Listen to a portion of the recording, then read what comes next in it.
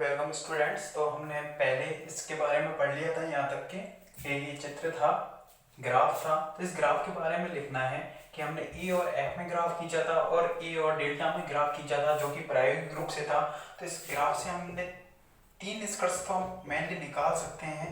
कौन कौन से? ये चीज़ देखिए कि यदि हम इसको देखें कि जब भी ए का मान लेस देन 20 है, ए का मान लेस देन 20 है, 20 से कम है, जब एफ का मान या संकुलन गुणांक का मान कैसा आ रहा है? पॉजिटिव आ रहा है, धनात्मक आ रहा है। और जब भी ए का मान किस किस के बीच में है? 20 से 180 के बीच में है, तब संकुलन गुणांक का मान कैसा जा रहा है? नेगेटिव जा रहा है। और ए का मान यदि 180 से ऊपर है तो फिर से ये कैसा हो गया? यहाँ से ऊपर ऊपर पॉजिटिव वैल्यू दे रहा है एफ की, तो यहाँ पर एफ की वैल्यू कैसी आएंगी? पॉजिटिव। और इसके लिए कैसी आ रही थी? पॉजिटिव। पॉजिटिव पॉजिटिव और बीच में आ रही हैं तो नेगेटिव। या संकुलन गुणांक पर बात करें या m माइनस e की वैल्यू पर बात करें तो दोनों ही किस तरह से आ रही हैं? ऊपर तो पॉजिटिव है जब 20 180 से कम है, 180 से ज्यादा है, 20 से कम है, और इनके बीच में है जैसे ही, तो ये ऋणात्मक हो रही हैं। तो फर्स्ट पॉइंट डालें इसमें इस तरह से और लिखें जब a लेस देन 20 है तब ग्राफ से स्पष्ट है कि जब a लेस देन 20 है तब ग्राफ से स्पष्ट है कि संकुलन गुणांक का मान धनात्मक होगा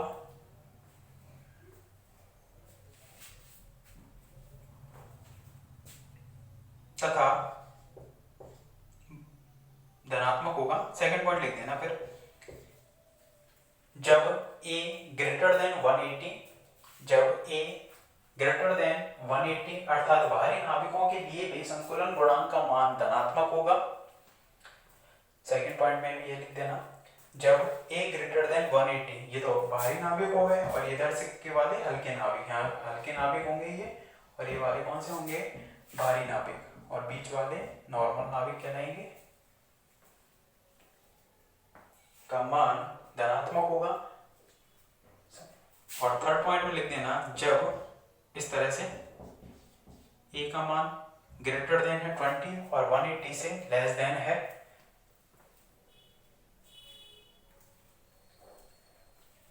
तब संकुलन गुणांक का मान ऋणात्मक होगा।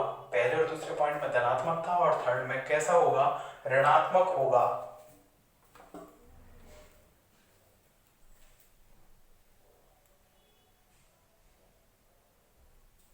संकुलन गुणांक का मान ऋणात्मक होगा। इस तरह से हमने संकुलन गुणांक के बारे में पढ़ लिया।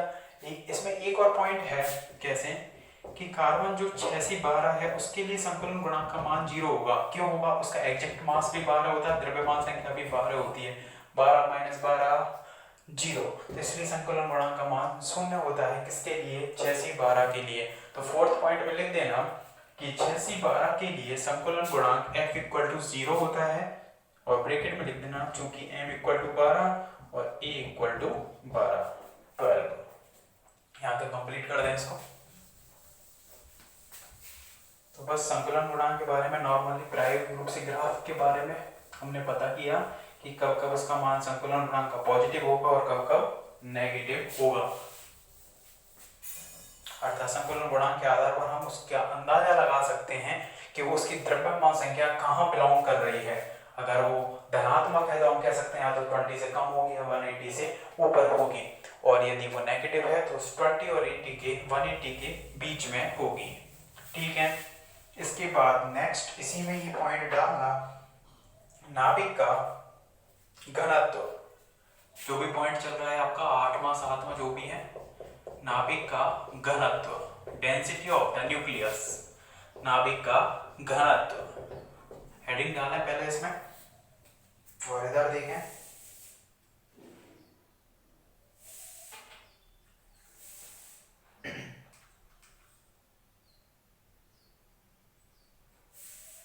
नाभिक का घनत्व।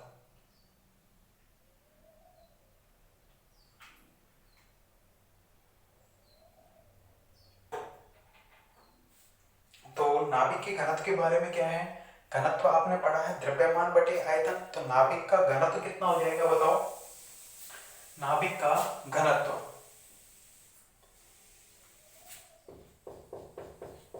नाभिक का घनत्व कितना हो जाएगा बताओ?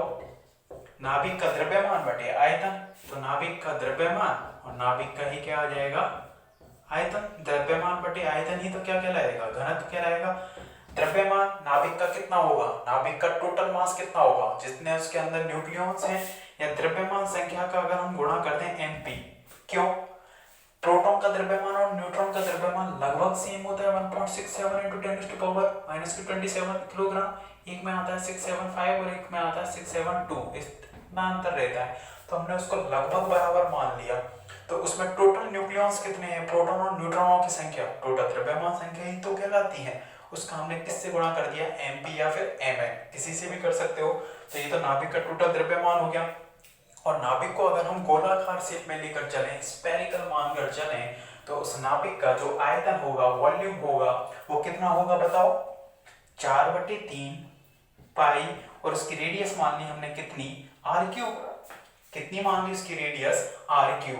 तो यहां से a mp अपॉन 4/3 पाई और r की वैल्यू हम रख सकते हैं कितनी? r0 a की पावर में 1/3।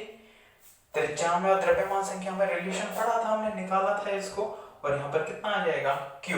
तो यहाँ पर कितना बच गया हमारे पास? इस 3 को ऊपर पहुंचा देते हैं, 3 amp अपॉन 4 पाई r0 की पावर में क्यूब, और a कितना? a बचेगा। और यहाँ पर a से a क्या हो जाएगा? कैंसिल आउट हो जाएगा, और सारी वैल्यू हमें फिक्स पता है। तो 3 into 1.67 into 10⁻27 upon 4 into pi, और r0 ये भी कांस्टेंट था, इसकी वैल्यू कितनी थी? 1.2 फर्मी। फर्मी मतलब 10⁻⁻15 मीटर, और इसका कितना हो रहा है? क्यूब हो रहा है। तो इसको लगभग अगर हम सॉल्व करेंगे और घात घात को अगर हम देखें, तो लगभग ये ऑर्डर आएगा 10⁻17, 10⁻17 यानी कि, और इसका मात्रक देखें तो किलोग्राम पर मीटर क्यूब। द्रव्यमान का मात्रक किलोग्राम और आयतन का मीटर क्यूब, तो 10⁻17 किलोग्राम पर मीटर क्यूब। यानी कि इससे मतलब क्या है? यदि हम 1 मीटर क्यूब का रेडियस का, 1 मीटर रेडियस का अगर हम गोला बनाए, सोचना जरा, सोच कर देखो इस चीज को। 1 मीटर रेडियस का हमने एक गोला बनाया, तो उसका जो द्रव्यमान होगा 10⁻17 किलोग्राम होगा। 1 मीटर रेडियस का अगर हमने एक गोला बनाया, तो उसका द्रव्यमान कितना होगा? 10⁻17, 10 गुणा 17 नहीं, 10⁻17 किलोग्राम। तो कितना हायर मास है उसका। तो मतलब हम कह सकते हैं कि एक छोटी सी जगह में बहुत ज्यादा द्रव्यमान है, वो क्या है? इंक्लूड है। एक छोटी सी जगह में बहुत ज्यादा जो द्रव्यमान है, वो क्या है? वहां पर इंक्लूड कर रहा है। तो इसलिए हम कह सकते हैं कि जो नाभिक का घनत्व है वो कैसा है? उच्च है, हायर डेंसिटी है। उस नाभिक की जो डेंसिटी होगी वो कैसी है? Higher density.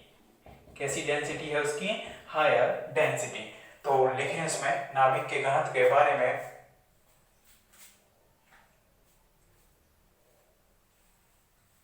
चूंकि नाभिक में प्रोटॉन एवं न्यूट्रॉन दोनों उपस्थित होते हैं, चूंकि नाभिक में प्रोटॉन एवं न्यूट्रॉन दोनों उपस्थित होते हैं,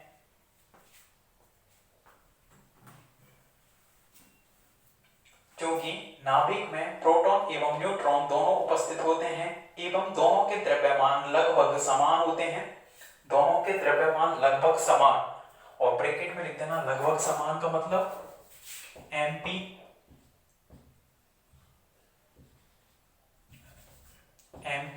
इक्वल टू mn। ये इस तरह से लिख दो, 1.67 इंटू 10⁻⁻27 किलोग्राम, इतना होगा।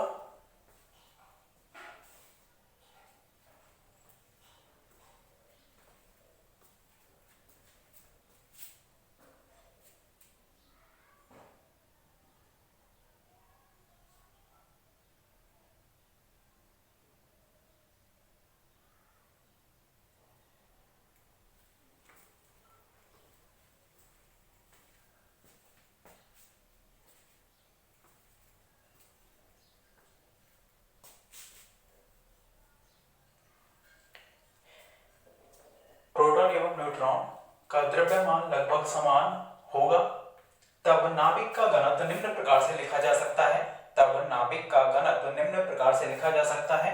नाभिक का घनत्व इक्वल टू द्रव्यमान बटे आयतन करते हुए इसको पूरा का पूरा इसको लिख दें, पूर्ण कंप्लीट करें इसको।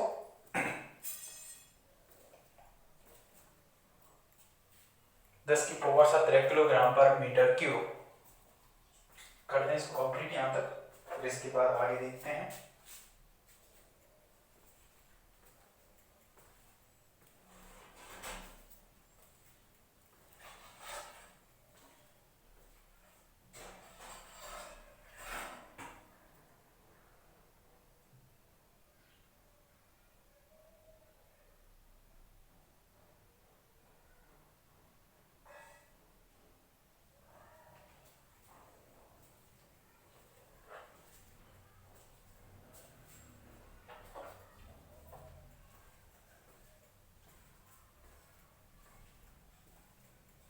और इसके ही ब्रैकेट में लिख देना यहाँ पर उच्च घनत्व। नाभिक का घनत्व कैसा पाया गया? उच्च घनत्व।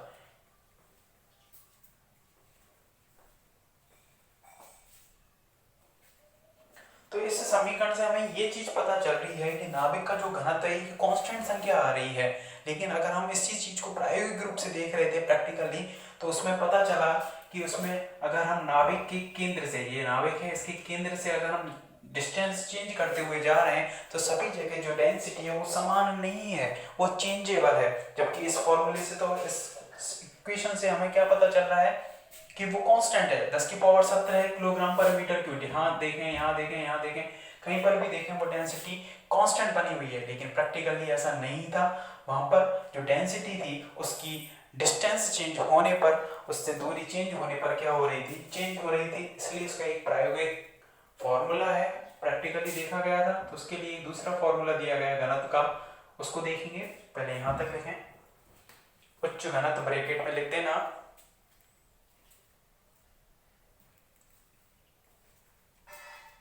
उच्च घनत्व ब्रैकेट में लिख देना और लिखना इसके बाद उपरोक्त समीकरण से स्पष्ट है कि नाभिक का घनत्व नियत है। उपरोक्त समीकरण से स्पष्ट है कि नाभिक का घनत्व नियत है, लेकिन प्रायोगिक रूप से पता चलता है कि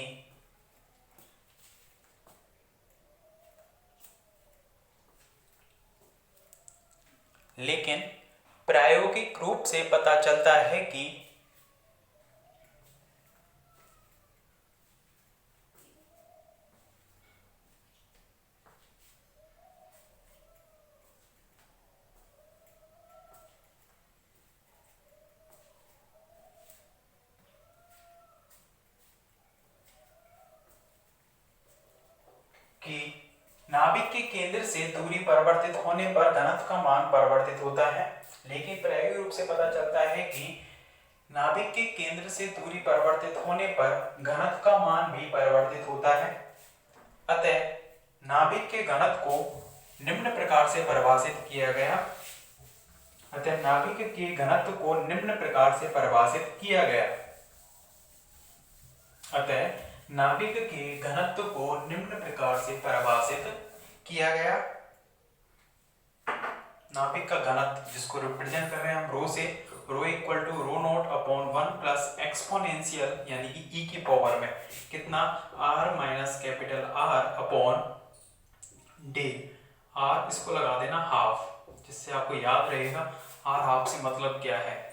सफिक्स में लगा देना हार, आर हाफ नीचे लिख रहा है इसमें आर हाफ, इस तरह से 1/2 इस तरह से लिख देना। तो जो घनत्व है rho naught upon 1 plus exponential bracket में r minus r half upon del. अब हर चीज के बारे में देखेंगे कि यहाँ पर इस फॉर्मूले के बारे में तो लिख दिया। अब फॉर्मूले में रो नॉट क्या है, लगातार जो घनत्व है वो चेंज हो रहा है, समान रूप से नहीं बना हुआ है, उसकी डेंसिटी जो है नाभिक की समान नहीं बनी हुई है। तो रो नॉट क्या है, रो नॉट नाभिक के केंद्र पर, इस तरह से लिखना, नाभिक के केंद्र पर घनत्व, नाभिक के केंद्र पर क्या है, नाभिक के केंद्र पर घनत्व है, डेंसिटी है। रो नॉट क्या है, नाभिक के केंद्र पर डेंसिटी है। स्मॉल आर क्या है, जैसे भी हम नाभिक से के केंद्र से यहाँ पर कहाँ पर डिस्टेंस पर देख रहे हैं वो क्या कहलाएगी, वहां से आर, जैसे इस पॉइंट पर कर रहे हैं तो यहाँ से ये दूरी जो कहलाएगी वो स्मॉल आर कहलाएगी। डेल है, इसका मान है फिक्स रहेगा 0.55 फर्मी। इसको आप सीधा भी रख सकते हो इसमें फॉर्मूले में भी, 0.55 फर्मी फिक्स है। और आर हाफ का मतलब क्या है, आर हाफ का मतलब वह है नाभिक के केंद्र से वह दूरी जहां पर घनत्व केंद्र के घनत्व का कितना हो जाए, आधा हो जाए, इसलिए इसको आर हाफ से रिप्रेजेंट करा है। वह दूरी नाभिक के केंद्र से वह दूरी, नाभिक के केंद्र से वह दूरी, नाभिक के केंद्र से वह दूरी जहां घनत्व केंद्र के घनत्व का आधा हो जाए।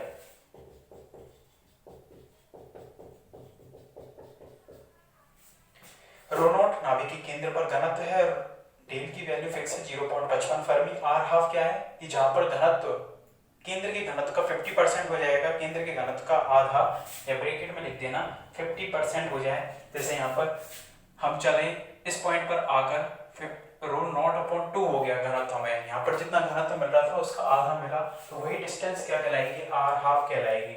और इसके लिए अगर हम ग्राफ खींचे किस में, डिस्टेंस में, आर में, नाभिक के केंद्र से डिस्टेंस है ये, और यदि रो अपॉन रो नॉट में ग्राफ खींचे तो इस टाइप का ग्राफ आपने लगभग ही पढ़ा है, तो देखना कहाँ पर पढ़ा है ये, इस तरह से ग्राफ आएगा इसका। ऐसा कुछ फॉर्मूला आपने पढ़ा था थर्मोडायनेमिक्स में, मेरे को बताना कमेंट करके कहाँ पढ़ा था और ये ग्राफ किसके लिए आता था, ठीक है, बताना मेरे को। और इस तरह का जो ग्राफ है तो रो अपॉन रो नॉट, और यदि आर के बीच में खींचे तो इस तरह से ग्राफ है। यहाँ पर इसकी value rho upon rho not की हमने कितनी मान ली, अगर 1 है, और घनत्व की वैल्यू कितनी है, 1 है, और यहाँ पर आ गई 0.5 यानी कि 5। इसके संगत जो ये पॉइंट डिस्टेंस होगी जहां पर घनत्व, इस पॉइंट पर क्या हो रहा है, घनत्व टोटल घनत्व का 1 का आधा आ रहा है, यानी 0.5 आ रहा है, तो ये पॉइंट ही क्या कहलाएगा, ये वाला यहाँ पर जो डिस्टेंस है इसके केंद्र से, ये क्या कहलाएगी, आर हाफ कहलाएगी। यहाँ तक की ये डिस्टेंस है, ठीक है, ये वाली डिस्टेंस, क्योंकि यहाँ पर ही जाकर घनत्व केंद्र के घनत्व का कितना हो गया, 50% हो रहा है। इस ग्राफ को बनाए, इसको लिखें पूरा, उसके बाद इस चित्र को बनाएं।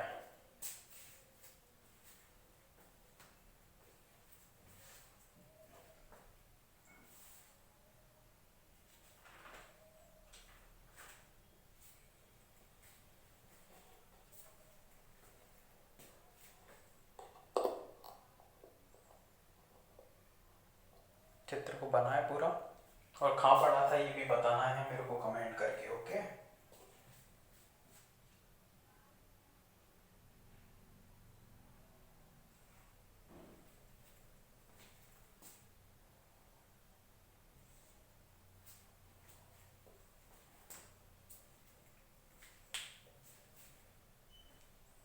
और इसको कंप्लीट करने के बाद आपको एक क्वेश्चन लिखना है।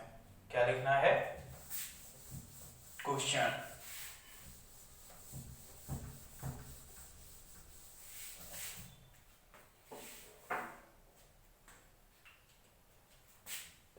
अरे माइंड को ओपन करके बैठना, बहुत दिन हो गए घर पे बैठे बैठे हैं बिना पढ़े लिखे, बिल्कुल माइंड ही काम नहीं कर रहा होगा, बहुत दिन हो गए। तो कृपया माइंड को खोलकर और कंसंट्रेट करके आराम से पढ़ें, ठीक है, जिस तरह से क्लास में पढ़ते हो उसी तरीके से। इस कोरोना ने शायद आपकी बुद्धि भ्रष्ट कर दी हो, काम ही नहीं कर रही हो, ऐसा नहीं होना चाहिए, उसको काम करवाओ, उसका यूज करो, नहीं तो बेकार हो जाएगी, जंग लग जाएगी उसमें, ठीक है। क्वेश्चन लिखें, एक स्थायी नाभिक की त्रिज्या, एक स्थायी नाभिक की त्रिज्या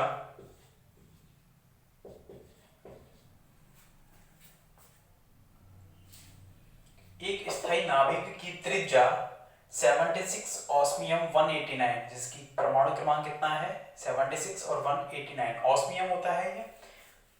76 पर लिखें इसमें एक स्थायी नाभिक की त्रिज्या 76 ऑस्मियम 189 की त्रिज्या की इसकी त्रिज्या की 1/3 है।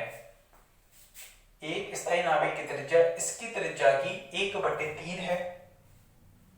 तब वह स्थायी नाभिक कौन सा होगा? तब वह स्थायी नाभिक कौन सा होगा?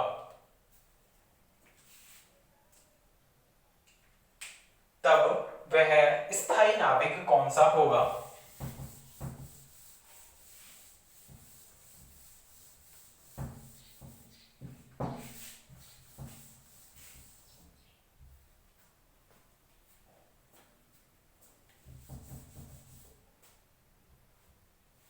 तब वह स्थायी नाभिक कौन सा होगा? बता सकते हो इसको करके। एक स्थायी नाभिक है, उसको हमें पता करना है कि वो कौन सा होगा। अगर उसकी त्रिज्या 76 ऑस्मियम 189 की त्रिज्या की कितनी है 1/3 है, तब तो देखिए किस तरह से करना है। तो मान लिया आंसर, माना वह स्थायी नाभिक, माना वह स्थायी नाभिक X है, ठीक है, X मान लिया, जिसकी त्रिज्या मान लेते हैं हम, जिसकी त्रिज्या कैपिटल R व द्रव्यमान संख्या कितनी है A है। तब द्रव्यमान संख्या कितनी है कैपिटल A है, तब त्रिज्या व द्रव्यमान संख्या यानी कि R व A में निम्न संबंध होगा। निम्न संबंध होगा। क्या संबंध होगा R और A में? R equal to R naught E की पावर में 1/3, इक्वेशन नंबर 1। और हमें निकालना क्या है, उसकी अगर हम द्रव्यमान संख्या निकाल लें तो उससे अंदाजा लगा लेंगे कि वो स्थायी नाभिक कौन सा होगा। तो ये तो हमने बात कर ली, वो स्थायी नाभिक जो भी है उसको X मान लिया और उसके लिए फॉर्मूला लिख दिया। अब हम बात करते हैं 76, माना 76 ऑस्मियम 189 की त्रिज्या, इसकी त्रिज्या मान लेते हैं हम कितनी R1 व द्रव्यमान संख्या मान ली हमने कितनी, द्रव्यमान संख्या मान ली हमने कितनी है A है। कितनी मान ली द्रव्यमान संख्या? A है, A1, ये तो इसके लिए मान लिया A1। तब इसके लिए इन दोनों में संबंध, तब R1 इक्वल टू कितना हो जाएगा R0 तो कांस्टेंट है, A1 की पावर में 1/3, इक्वेशन नंबर 2। समीकरण 1 भाग अगर हम 2 करें तो समीकरण 1 भाग 2 से तो R/R1 इक्वल टू कितना हो जाएगा, R equal to R1, R0 से R0 कैंसिल आउट हो जाएगा, A/A1 की पावर में कितना हो जाएगा ये 1/3, A/A1 की पावर में 1/3 हो जाएगा। अब यहाँ पर चूंकि हमें क्वेश्चन में दिया है, चूंकि गिवन क्या है हमें बताओ कि उस स्थायी नाभिक की त्रिज्या ऑस्मियम की जो त्रिज्या उसकी कितनी है 1/3 है। ये गिवन है कि स्थायी नाभिक की त्रिज्या ऑस्मियम की त्रिज्या की 1/3 है। तो R इक्वल टू R1/3 दिया हुआ है, ठीक है। तो हम किसी की जगह पर भी ये वैल्यू पुट कर सकते हैं। R के स्थान पर हमने R1/3 पुट कर दिया upon R1 equal to A/A1 की पावर में 1/3, ठीक है। R1 से R1 गया 1/3 इक्वल टू A/A1 की पावर में 1/3। तो यहाँ से 1/3 को इधर लेकर आएंगे तो A/A1 की पावर में कितना हो जाएगा 1/3 की होल पावर क्यूब बनेगी। तो इसको हमने लिख दिया 3, ठीक है, इस तरह से लिख दिया। अब यहाँ पर हमें निकालनी है A की वैल्यू, क्योंकि A1 तो हमारे पास गिवन है। A1 कितना है 181, जहां A1 कितना है यहाँ पर 189, ये दिया हुआ है ऑस्मियम के लिए। तो A1 की वैल्यू कितनी है 189 अपॉन 3×9=27। ये कितना आ जाएगा बताओ, कितना आएगा इसको सॉल्व करने के बाद? 3 से काटो इसको, कितना आएगा, 7 7 7 आ जाएगा। A इक्वल टू कितना आएगा, 7। तो A इक्वल टू 7 ऐसा न्यूक्लियस बताओ जिसकी द्रव्यमान संख्या 7 है। कौन सा होता है बताओ, जिसकी द्रव्यमान संख्या 7 हो, तो वह कौन सा होगा बताओ, 3 लिथियम 7। लिथियम के लिए ही तो कितना होता है, उसकी द्रव्यमान संख्या 7 होती है। तो वो कौन सा आ जाएगा न्यूक्लियस, कौन सा न्यूक्लियस हो जाएगा, 3 लिथियम 7। तो लिख देना, अतः वह नाभिक कौन सा होगा, 3 लिथियम 7 होगा। कंप्लीट करें इसको पूरा, अब लिखें इसको पूरा।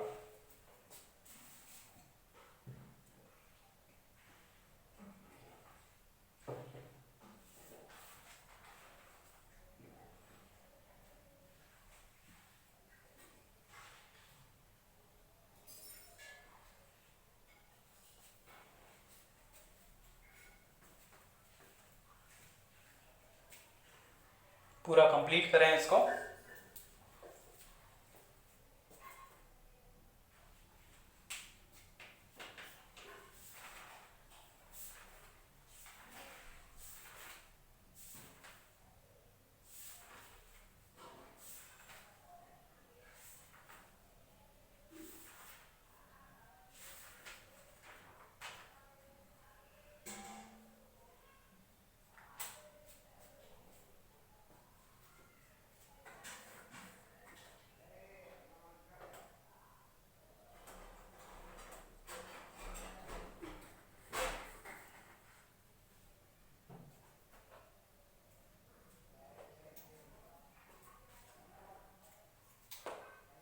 इसके बाद